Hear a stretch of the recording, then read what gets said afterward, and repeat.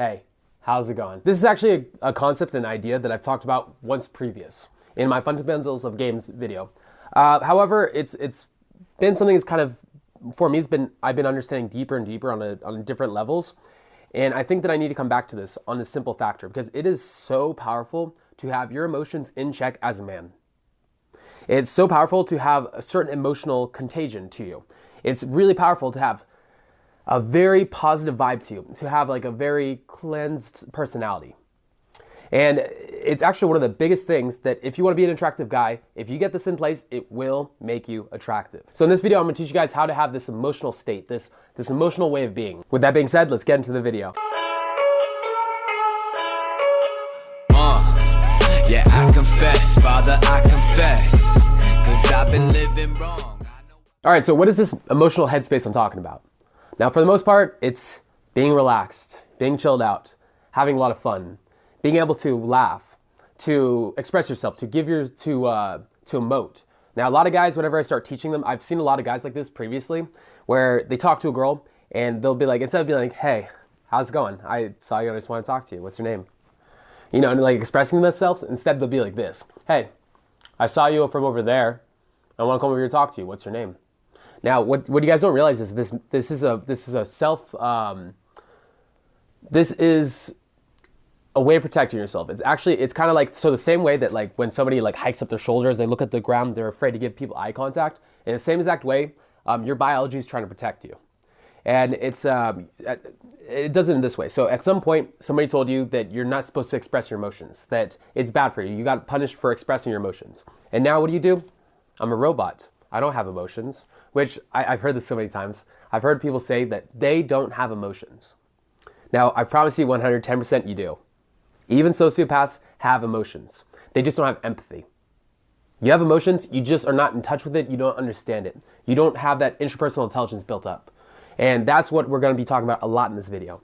Now, a big reason why nobody is in this emotional headspace is because this is an emotional headspace of an alpha.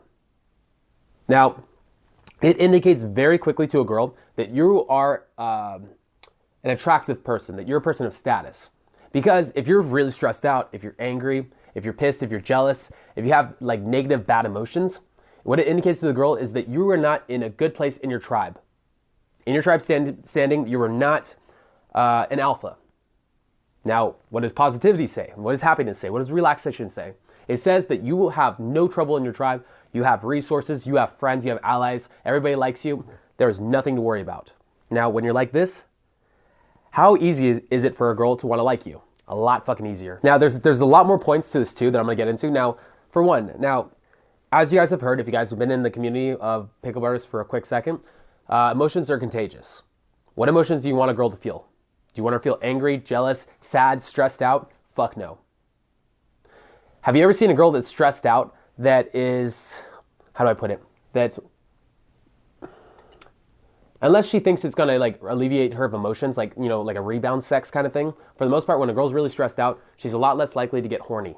She's a lot less likely to want to have sex. Now, this is for the reason that, biologically speaking, if she was in a tribe and she was stressed out, it's an indication that it would be a bad time to have the kid. And not even just that either. If, let's say that she was pregnant. Let's say that she got pregnant. What happens to a pregnant woman when she's overly stressed? She has a miscarriage. Now, this is also too the biology's way of protecting yourself, because if she had the baby, she'd want to raise the baby to adulthood, but when she's that stressed out, it's an indication the tribe isn't doing good. So the body's like, all right, get rid of the baby. Hopefully at a later time when she's more relaxed and she's more calm, and it's an indication the tribe's doing better, then we'll raise a baby in a better environment. But currently, it'll fuck her and the baby over. So let's not do it currently. This is like, so for you, emotions are contagious. What does it make sense for you to feel? Calm, relaxed. Relaxation is the key to all the other positive emotions. Not even just that, it's like, when you're relaxed, when you're not stressed out, when you're not running the fucking gears in your head, and you're just like present, you are not burning all that RAM. You have only so much RAM, only so much intelligence. And when you're running 100 programs at the same time, you're worrying, you're stressing out about random things that are currently out of your control. What happens? You are becoming stupider.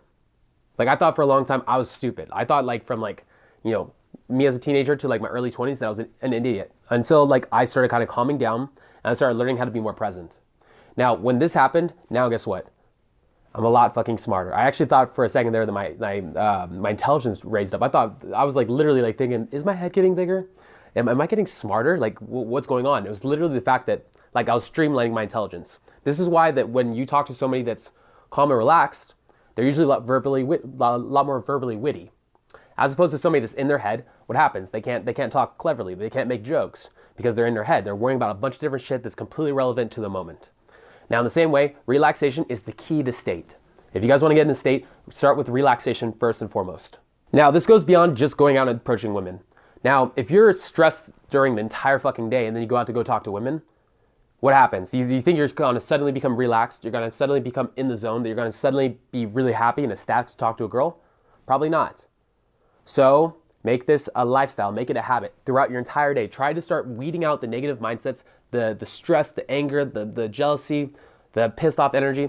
Try to raise it all in general. This should be your new way of being.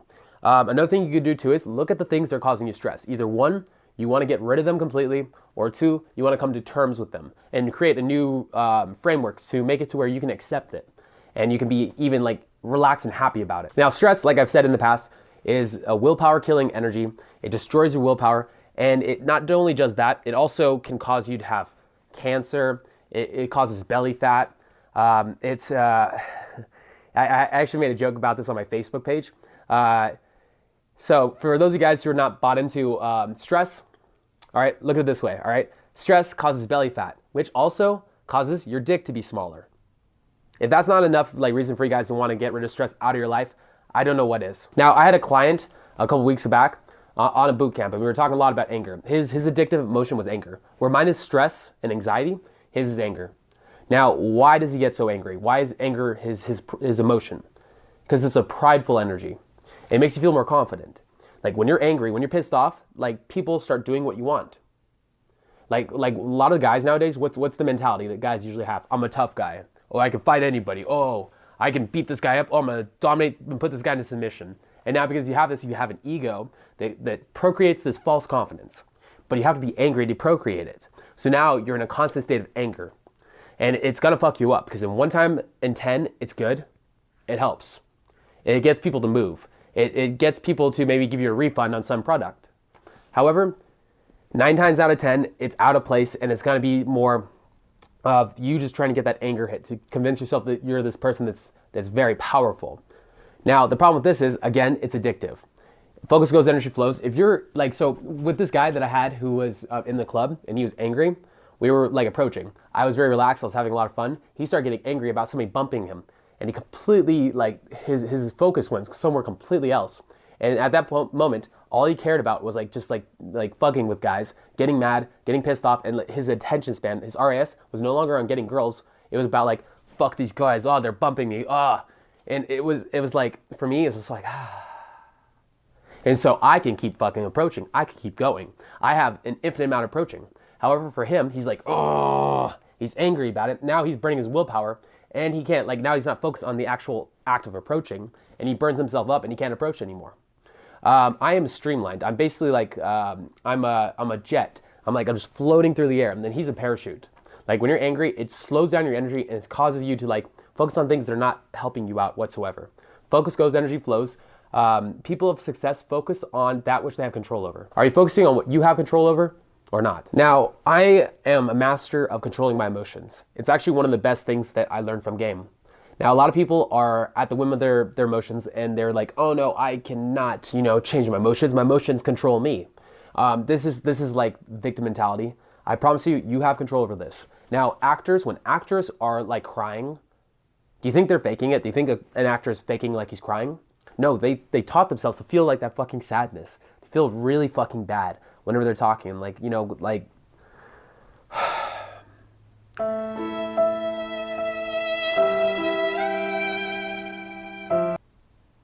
You can control your own emotions. You can make yourself happy. Like, so anytime I'm like this, I'm like, hey, so sorry. I thought you're absolutely fucking adorable. I want to come over and talk to you. What's your name? Like, I'm pulling the emotion up. I'm not even faking this. I'm pulling the emotion up. I'm making myself this way. I'm making myself fucking energetic. I'm making myself these emotions. I'm not faking them. I'm pulling them out of myself. You guys can do the exact same fucking thing. Now, me, one of my really bad emotions is depression. I've always been dealing with depression, and it's something that I've been starting to teach myself to pull myself through, and it's been lightening up every year of my life, I would say. Now, one of the things that I fucked up on was that I thought that it was externally caused. It was caused by the external. I thought that it was like what was happening to me in the world. I thought it was like something that was happening to me. Then I started having everything I wanted. I started having women. I started making more money to where I could do this for a fucking living. My favorite fucking job, teaching guys how to be better with women. I can do this for a fucking living. All right? I'm smart. I'm fucking intelligent as all hell. And I'm still fucking depressed? No, what was funny was like I got all the shit that I thought was gonna make me like happy, and I was still depressed. I was still really fucking sad. And it was at that moment where I'm like, oh, it was never the things that I didn't have. It was always me. I was the one causing my own depression. So what did I start doing?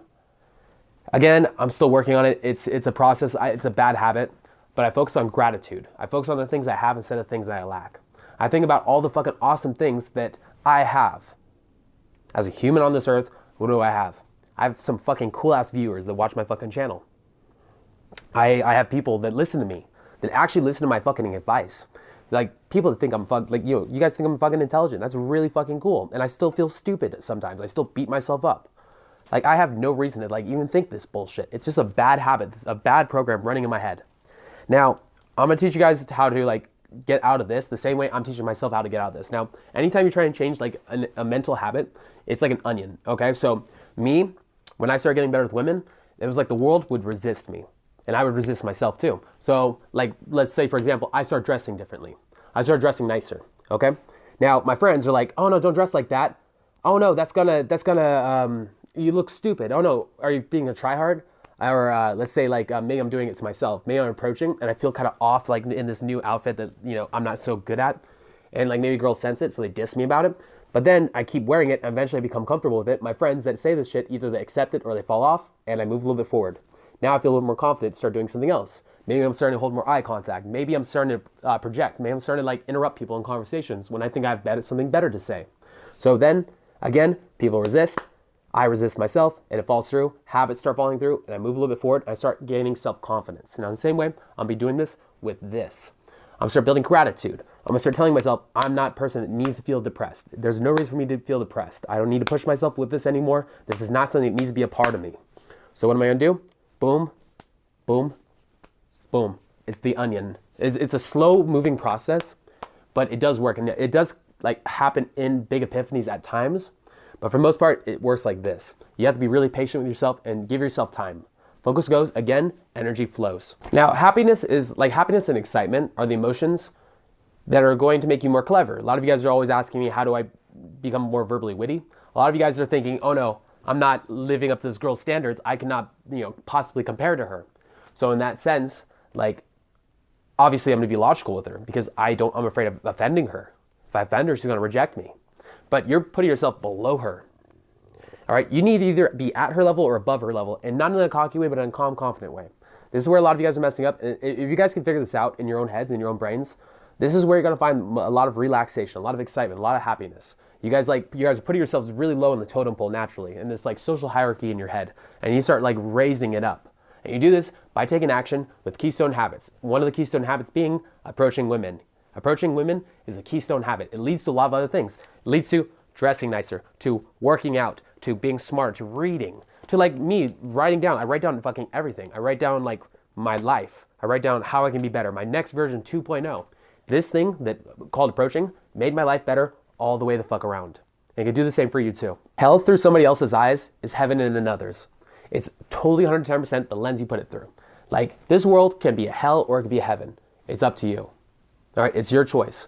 Whether you want to make it into this giant angry thing where everybody's trying to fuck you over, or where everybody wants to be your best fucking friend.